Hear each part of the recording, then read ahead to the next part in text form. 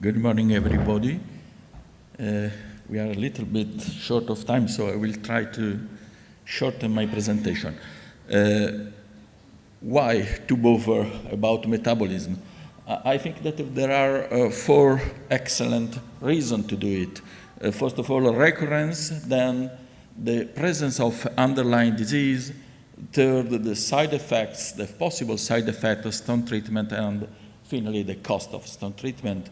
You know that urinary stones tend to recur very frequently. We demonstrated that after a first renal stone episode, we can have in a 5 years period a 30% of recurrence.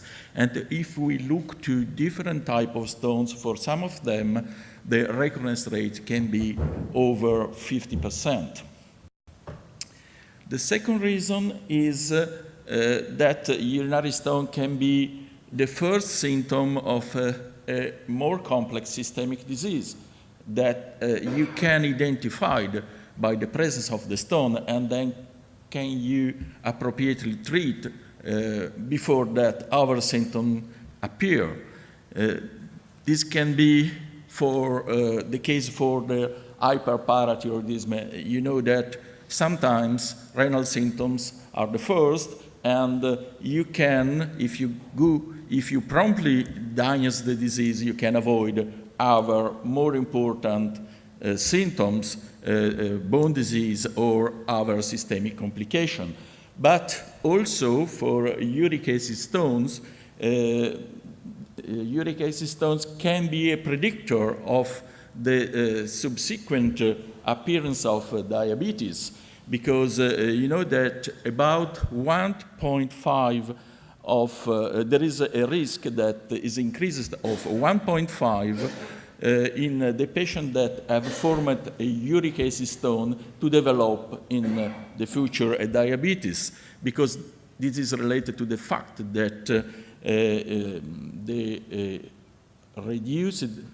low acid urine can be related to subclinical insulin resistance, and the arrangement of the glycemic environment can occur after that. So you can prevent this with an appropriate dietary treatment. There are many other diseases that can be predicted by the presence of stones. And the third point is the side effects.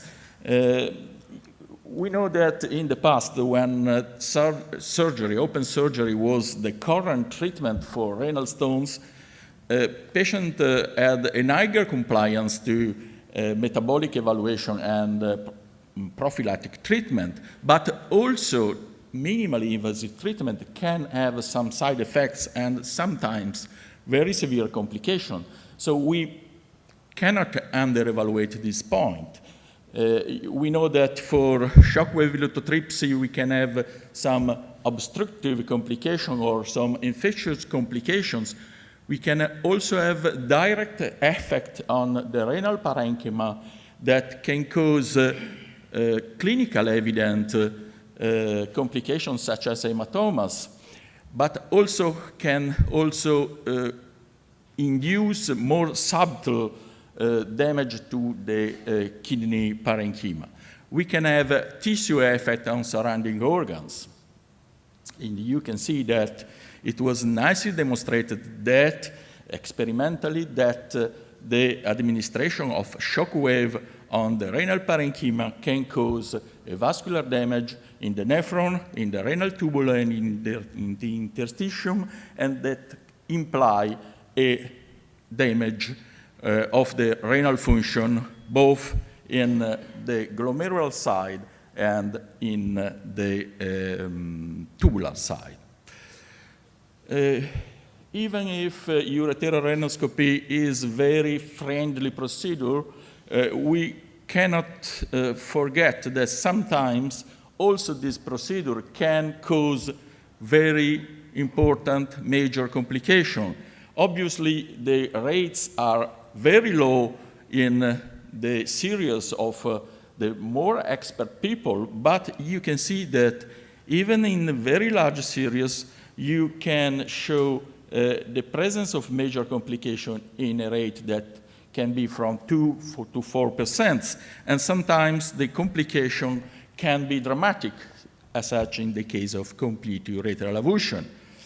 It is enough one case for you in your career to have a lot of problem. And the most invasive procedure for stone removal is still percutaneous nephrolithotomy. The rate can be different from a series to the other, but everyone has a rate of hemorrhage, and in many cases, in some cases, you have also to do some transfusion.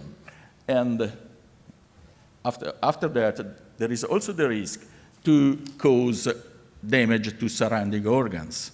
You can see arterial bleeding also, such as colonic injury, can be not frequent but possible complication. So if you reduce the number of treatment, we reduce also the risk to have such a major complication.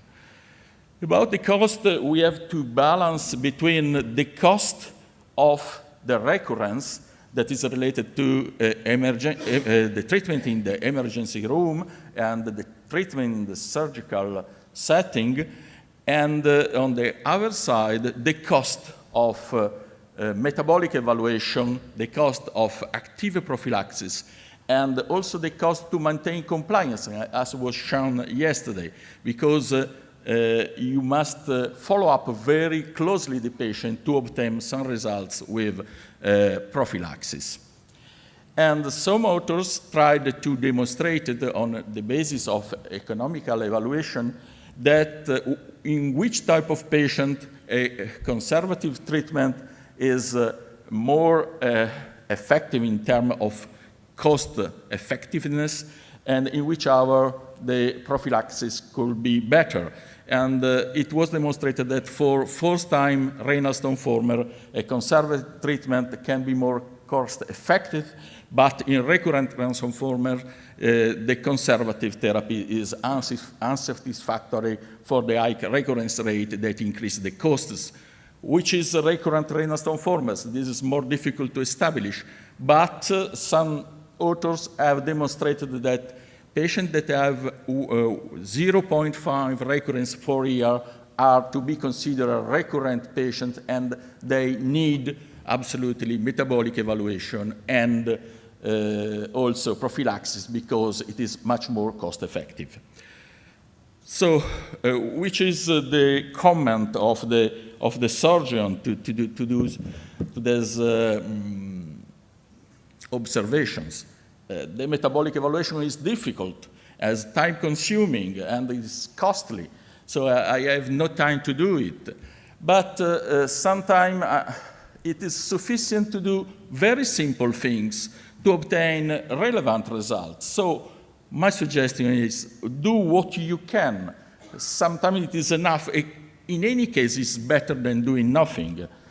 So what we can do, ask the patient, is not costly, is very effective. You have to have a correct medical history, and it can give you a lot of information about predisposing disease and about, by example, the risk of having stone due to the use of drugs. By example, there are a lot of drugs that can induce metabolic stones because they induce hypercalciuria, they induce hyperoxaluria or hypocitraturia, or even can favor the formation of ammonium urate stones.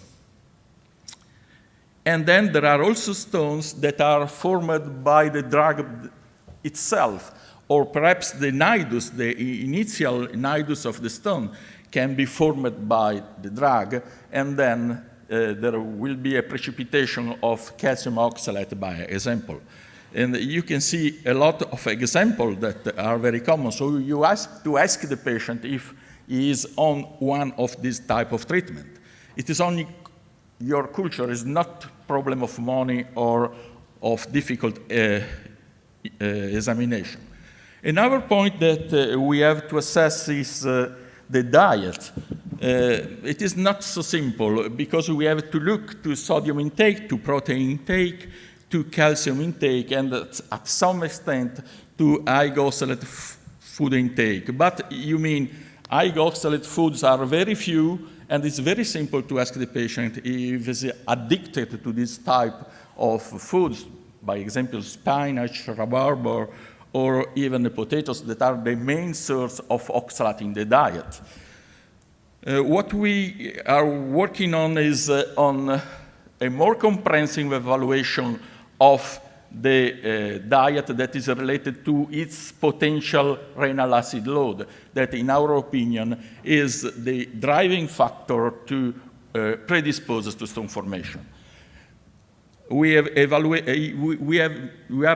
now using this very simple screener. It takes only 2 or 3 minutes to have a look to what is the risk of your patients. Because you have some type of foods that are acid producing, the red one, some other that are alkali producing, and you have to look to the balance between the two types of foods. And even you can have a basic metabolic evaluation.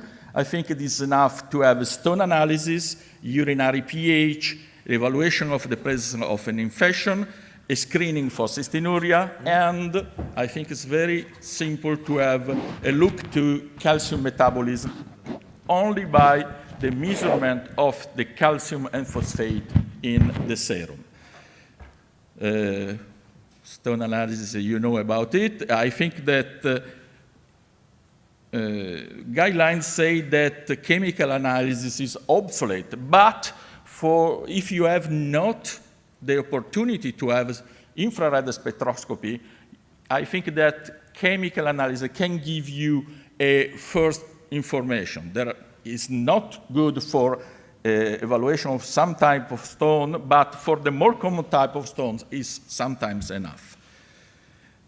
pH is very simple to measure, can give information about the risk of uric acid stone formation, about the risk of phosphate stone formation. The screening for cystinuria can be done at your office very simply.